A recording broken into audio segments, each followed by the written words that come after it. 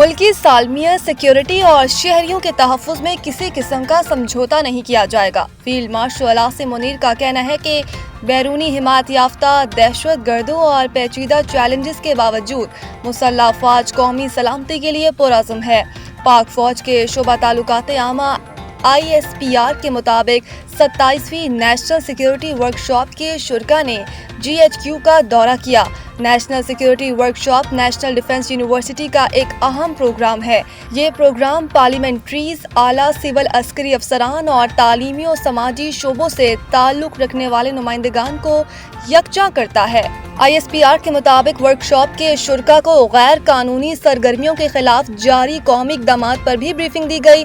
मनशियात की स्मगलिंग और मुनज़्ज़म जराइम पेशा नेटवर्क के खिलाफ कार्रवाइयों पर भी ब्रीफिंग दी गई। इसके अलावा बेहतर बॉर्डर कंट्रोल्स और गैर कानूनी गैर मुल्कियों की वापसी के हवाले से ताज़ा पेशरफ से भी शुरका को आगाह किया गया।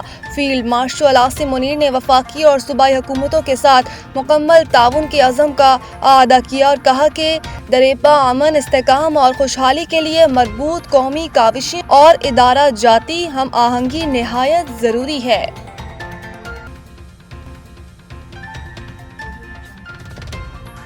अफगानिस्तान में कार्रवाई करनी हुई तो वाशगाफ अंदाज में करेंगे, तालिबान तनहा रह जाएंगे। ख्वाजा आसिफ वज़ीर दिफा ने कहा कि हमारे दोस्त चाहते हैं कि खित्ते में अमन हो जिससे उन्हें भी फ़ायदा हो और इसके अलावा वो बहुत जल्द मुदाखलत करेंगे। दौरान गुफ्तगू उन्होंने कहा कि अफगान तालिबान तनहा रह जाएंगे जिसका नतीजा इनकी तबाही की सूरत में होगा। दहशत गर्दी की फैक्ट्री ख़त्म होगी तो हलाल रोज़ी कमाने के मौके पैदा होंगे। तालिबान एक मुफाद परस्तों का गिरोह है। इनकी बातों को संजीदा लेना और इन पर एतमाद करना है सूद है। इनकी बातों को संजीदा लेना और इन पर एतमाद करना सूद है। हमें अफगान तालिबान से अच्छाई की कोई उम्मीद नहीं। इससे बड़ी कोई हिमाकत नहीं होगी कि इन पर एतबार किया जाए। ख्वाजा आसिफ का कहना था कि हमारी फोर्सेस इंतहाई डिसिप्लिन हैं। तालिबान का कोई कोड ऑफ कंडक्ट नहीं। हमें तालिबान से अच्छाई की उम्मीद नहीं। दुनिया के किस मजहब माशरे में ऐसा होता है कि आप किसी सरजमीन पर रहें और वहाँ खून रेजी करें, आग लगाएं? तालिबान कौन सी शरीयत को मानने वाले हैं? ये किस शरीयत की बात करते हैं?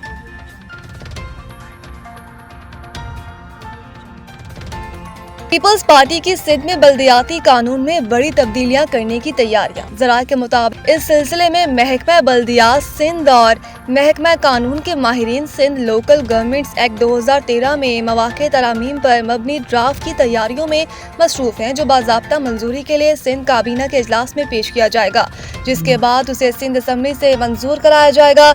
इस सिलसिले में वज़ीर आला सिंध सैयद मुराद अली शाह ने 1 दिसंबर को सिंध काबीना का खसूसी इजलास तलब किया है, जबकि वज़ीर आला सिंध की सिफारिश पर गवर्नर सिंध ने सूबाई असम्बली का इजलास पहले ही बुला लिया।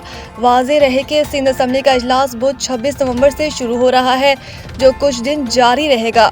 इस दौरान हुकूमत सिंध बल्दियाती कानून में तरामीम समेत मुख्तलिफ बिल मंजूरी के लिए पेश करेगी। तवक्को है कि मज़कूरा इजलास में जामिया कराची के international centre for chemical and biological sciences को जामिया कराची से अलग करने का मुतनाज़ा बिल भी पेश किया जाएगा।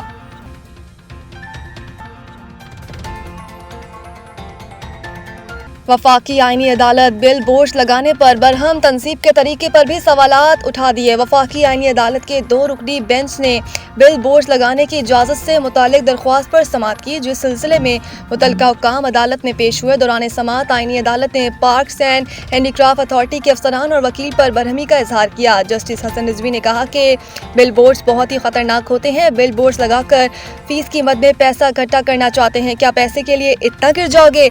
जस्टिस हसन ने पार्क्स अथॉरिटी के वकील से इस्तफसार किया कि फीस के लिए लोगों की जिंदगियों को खतरे में डालना चाहते हैं। बिल बोर्ड्स गिरने से कोई नुकसान हो गया तो कौन जिम्मेदार होगा? क्या अथॉरिटी जानी और माली नुकसान की जिम्मेदारी लेने को तैयार है? आईनी अदालत ने बिल बोर्ड्स लगाने के तरीकेकार पर भी सवालात उठा दिए और इस मौके पर जस्टिस हसन ने कहा, आंधी तूफान में बिल बोर्ड्स गिर जाते हैं। क्या बिल बोर्ड्स लगाने से कबल जगह का तामीराती मेयार परखा जाता है? सुप्रीम कोर्ट बिल बोर्ड्स पर पाबंदी लगाए। जस्टिस हसन रिजवी का कहना था कि आइंदा समाअत पर अपील वापस लेने की बात कीजिएगा। बिल बोर्ड्स लगाने की इजाजत पर बात की तो जुर्माने के साथ अपील मुस्तरद करेंगे। बाद अज़ा वफाकी आईनी अदालत के 2 रुकनी बेंच ने दरख्वास्त पर समाअत गैर मुअय्यना मुद्दत तक मुलतवी कर दी। कराची बार एसोसिएशन के सालाना इलेक्शन यंग वकला की जानिब से नामजद मारूफ कानूनदान निज़ामुद्दीन चन्ना ने अपनी यकीनी जीत की पहली सीढ़ी आसानी से अबूर कर ली। यंग वकला की बड़ी तादाद ने कराची बार एसोसिएशन के ज्वाइंट सेक्रेटरी के उम्मीदवार निज़ामुद्दीन चन्ना के हक में बड़ी रैली का इनेकाद किया। पूरे सिटी कोर्ट के चक्कर लगाए और निज़ामुद्दीन चन्ना के हक में नारे लगाए। यंग वकला की इतनी बड़ी रैली ने कराची बार के वकला को हैरान कर दिया। यंग वकला ने रैली की सूरत में इलेक्शन कमीशन ऑफिस में पहुंचे और निज़ामुद्दीन ने कागजात नामजदगी जमा करवा के अपनी यकीनी जीत पर मुहर लगा दी। कराची बार एसोसिएशन के ज्वाइंट सेक्रेटरी के उम्मीदवार निज़ामुद्दीन चन्ना ने यंग वकला के लिए लंच की तकरीर का एहतमाम किया। इस तकरीर में वकला की बड़ी तादाद ने शिरकत की। यंग वकला ने ज्वाइंट सेक्रेटरी के उम्मीदवार निज़ामुद्दीन चन्ना को मुकम्मल सपोर्ट और वोट देने का यकीन दिलाया। कहा कि कराची बार के वकला मुझसे मोहब्बत करते हैं। सबने देखा कि वकला की कितनी बड़ी रैली ने यह साबित किया कि वकला का मुझ पर एतमाद है। मैं वकला के इस एतमाद को मद्देनज़र रखते हुए वकला के तमाम मसाइल को तरजीही बुनियादों पर हल करूँगा। निज़ामुद्दीन चन्ना ने कहा कि पूरे मुल्क में आइनी बहरान की कैफियत है। हम वकला कानून बनाते हैं, हम कानून की पासदारी करते हैं। हम यंग वकला सिविल सोसाइटी को इंसाफ फराहम करने में अपना कलीदी किरदार अदा करते हैं। वकला साथी ना कहा कि निज़ामुद्दीन चन्ना नौजवान वकला के मसाइल का बाखूबी समझते हैं और निज़ामुद्दीन चन्ना कानून की बालादस्ती अदलिया की आज़ादी पर यकीन रखते हैं। ऐसे वकील को मुंतखब किया जाए जो वकला की फलाह के लिए काम कर सके। निज़ामुद्दीन चन्ना वो वाहिद शख्सियत है जिन्होंने यंग वकला के मसाइल को देखते हुए कराची बार के इलेक्शन में हिस्सा लिया। हम वकला पर उम्मीद रखते हैं कि निज़ाम चन्ना ही यंग वकला के लिए बेहतर उम्मीदवार है। देखिए, मैं आपको एक बात बता रहा हूँ कि आजकल जो कॉन्स्टिट्यूशनल क्राइसिस चल रहा है ना रिलेटेड पूरे मुल्क में, तो नौजवान जो वकील है या जो हमारी सीनियर लीगल फर्टर्निटी है वो इन सब चीज़ों से वाकिफ है।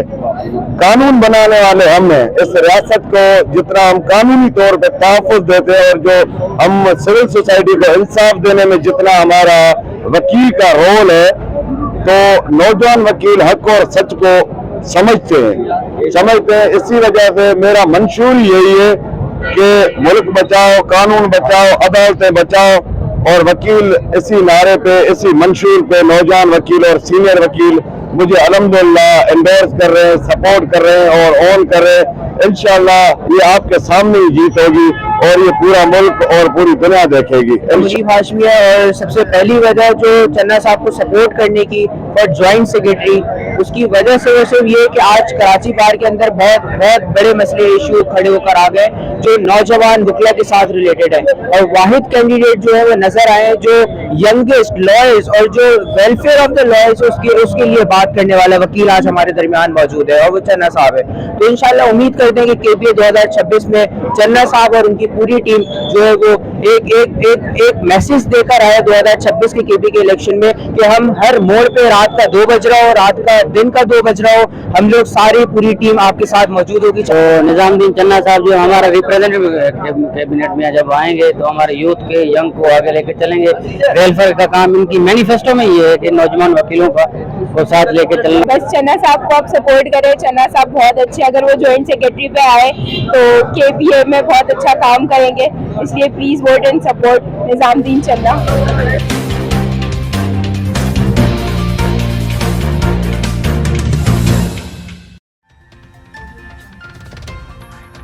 असूलों से समझौता नहीं कर सकता, अली तरीन का मुल्तान सुल्तान से अलहदगी का ऐलान। अली तरीन ने मुल्तान सुल्तान से अलहदगी का ऐलान सोशल मीडिया पे पोस्ट कर दिया। अली तरीन ने एक्स पर मुल्तान सुल्तान के फैंस के नाम पैगाम जारी करते हुए कहा कि इस टीम का हिस्सा होना मेरी ज़िंदगी का सबसे बड़ा एजाज़ रहा है। मैं शायकीन से मोहब्बत करता हूँ, मैं इस टीम से मोहब्बत करता हूँ और मैं जनूबी पंजाब की नुमाइंदगी करने के काबिल होने से बहुत मोहब्बत करता हूँ। ये वो चीज़ थी जिस पर मेरे मरहूम चचा आलमगीर तरीन ख़ास तौर पर फ़ख्र करते थे।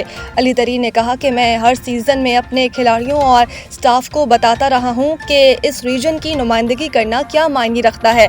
ये एक ऐसी जगह है जहाँ लोग मेहनत करते हैं, अपने हकूक़ के लिए लड़ते हैं और हर रोज़ चैलेंजेस का सामना करते हैं।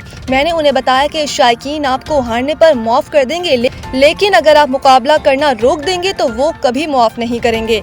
इसी सोच ने हर इस चीज़ को शक्ल दी है जो हमने मैदान के अंदर और बाहर की है।